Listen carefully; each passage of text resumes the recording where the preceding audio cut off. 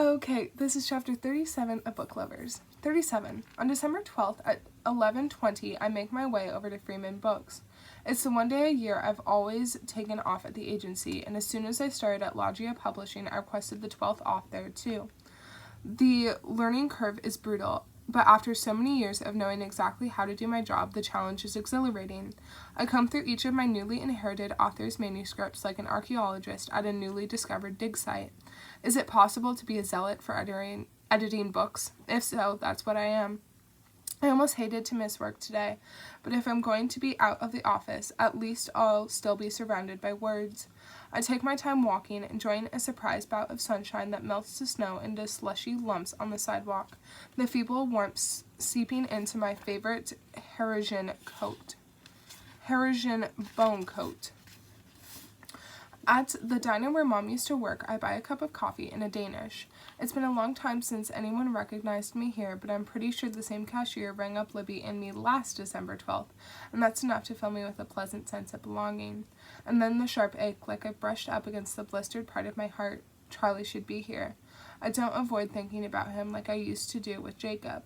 Even if it hurts when he shimmers across my mind, it's like remembering a favorite book. One that left you gutted, sure, but also that changed you forever. I pass a flower shop with a heated plastic tent propped up around its storefront and duck in to buy a bouquet of deep red petals sprinkled with silvery green leaves and tiny white blossoms.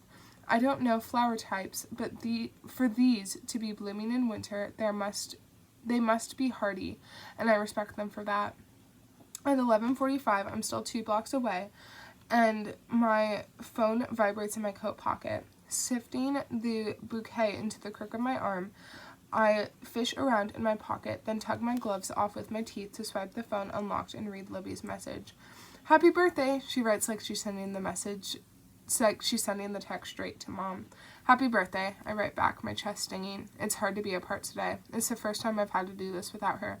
"FaceTime later?" she writes. "Of course," I say. She types for a minute as I hurry across the last block. "Did you get my present yet?"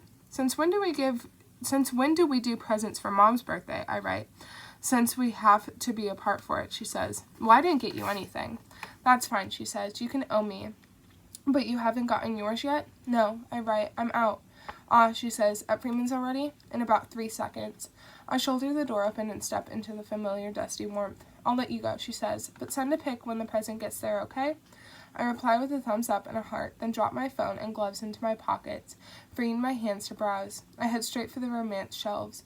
This year I'll buy 2 copies of whatever I choose and mail one to Libby, or better yet, take it with me when I visit her for the holidays and number 3's birth. As I wander along the hundreds of pristine spines, time unspools around me, the current slowing.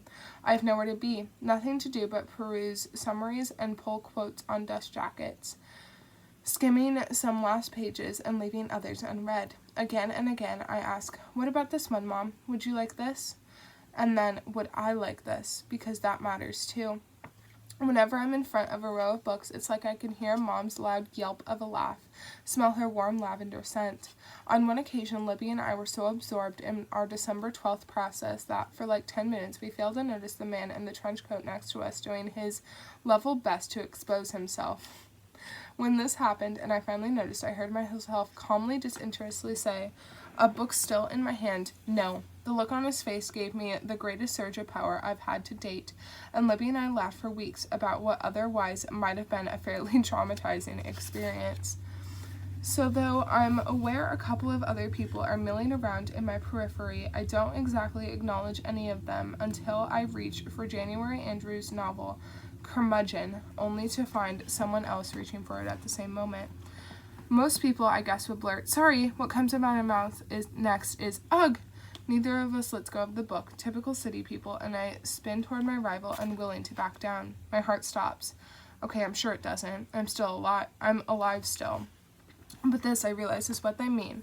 All those thousands of writers who've tried to describe the sensation of following the trail of your life for years, only to smack into something that changes it forever. The way the sensation jars through you, from the center out. How you feel it in your mouth and toes all at once, a dozen tiny explosions. And then an unfurling of warmth from your collarbone to your ribs, to thighs, to palms, like just seeing him has triggered some kind of chrysalis. My body has moved from winter into spring, all those scraggly little sprouts pushing up through a crush of snow. Spring, alive and awake in my bloodstream. Steffens, Charlie whispers softly, like a swear or a prayer or a mantra. What are you doing here? I breathe. I'm not sure which intro to start with. Libby, the realization vaults up through me. You're my gift.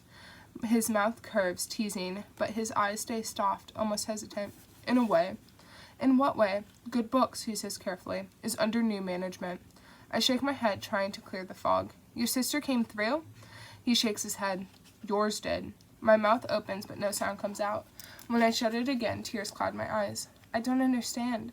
But some part of me does, or wants to believe it does. It hopes, and that hope registers like a burning knot of golden, glowing thread, too tangled up to make sense of. Charlie slides the book caught between our hands back onto the shelf, then steps in close, his hands taking mine. 3 weeks ago, he says, I was at the shop and our family showed up. Our family, I repeat. Sally, Clint, Libby, he says. They brought a PowerPoint. A PowerPoint, I say, my brow wrinkling. The corner of his mouth curves. It was very organized, he says. You would have fucking loved it. Maybe they'll email you a copy. I don't understand, I say. How are you here? They put together a list, he says. 12 steps to reunite soulmates. Which, by the way, involved multiple Jane Austen quotes. Not sure if that was Libby or Dad, but what I'm getting at is they made some compelling points. Tears flood into my eyes, my nose, my chest, such as a full, bright smile, an electrical storm behind his eyes. Such as I'm desperate to see your Peloton in real life, he says, and I need to know if your mattress deserves the hype. And most importantly, I'm so fucking in love with you, Nora. But your dad graduated early from physical therapy, he says. The PowerPoint said, with honors. But I'm 88% sure that's not a real thing. And Libby took over the store. The girls run wild there every day, and Tala arm wrestles anyone who tries to leave without buying anything. It's beautiful. Libby also said to tell you that she and Brendan are Manhattan destitute, but North Carolina rich. So after the baby comes, Principal Schrodinger is going to help out while Libby takes a leave. Then she's ready to come back to work. She'll hire a nanny, so you should stop worrying before you even start. I laugh wetly, shaking my head again. You said your mom would never let someone outside the family run the store. His eyes settle on my face, his expression growing serious. I think she's hopeful Libby won't be outside the family forever. That's it. The dam breaks, and I burst into sniffling, happy tears as Charlie frames my face with his hands. I told my parents I couldn't leave them if they needed me, and you know what they said? What? My voice cracks about 4 times on that one syllable. They said they're the parents. His voice is damp, throttled. Apparently they don't need jack shit from me except for me to be happy, and they wouldn't mind a hot, sexy daughter-in-law. I don't know whether to laugh or cry some more, or maybe just scream at the top of my lungs. Excited scream, not scared scream. Is that how you're supposed to say, spa? Exact quote from Sally, I say. He grins, paraphrasing. The knot is unbraiding, unsnarling in me, reaching upward through my throat and rooting down through my stomach as he goes. Nora Steffens, he said. I've racked my brain, and this is the best I can come up with, so I really hope you like it. His gaze lifts, everything about it, about his face, about his posture, about him, made up of sharp edges and jagged bits and shadows. All of it familiar, all of it perfect. Not for someone else, maybe, but for me. I move back to New York, he says. I get another editing job, or maybe take up editing or try writing again. You work your way up at Loggia, and we're both busy all the time, and down in Sunshine Falls, Libby runs the local business she saved, and my parents spoil your nieces like the grandkids they so desperately want, and Brendan probably doesn't get much better at fishing, but he gets to relax and even take paid vacations with your sister and their kids. And you and I, we go out to dinner, wherever you want, whenever you want. We have a lot of fun being city people, and we're happy. You let me love you as much as I know I can, for as long as I know I can. And you have it fucking all. That's it. That's the best I could come up with, and I really fucking hope you say.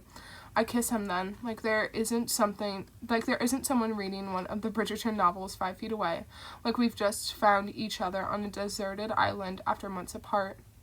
My hands in his hair, my tongue catching on his teeth, his palm sliding around behind me and squeezing me to him in the most thoroughly public groping we've managed yet.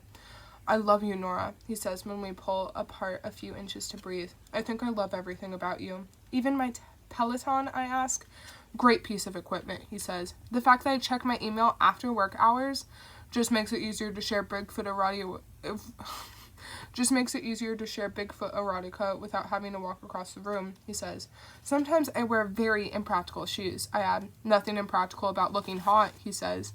And what about my bloodlust? His eyes go heavy as he smiles. That, he says, might be my favorite thing. Be my shark, Steffens. Always was, I say. Always have been. I love you, he says again. I love you too. I don't have to force it past a knot or through the vice of a tight throat. It's simply the truth, and it breathes out of me, a wisp of smoke, a sigh, another floating blossom on a current carrying billions of them. I know, he says. I can read you like a book.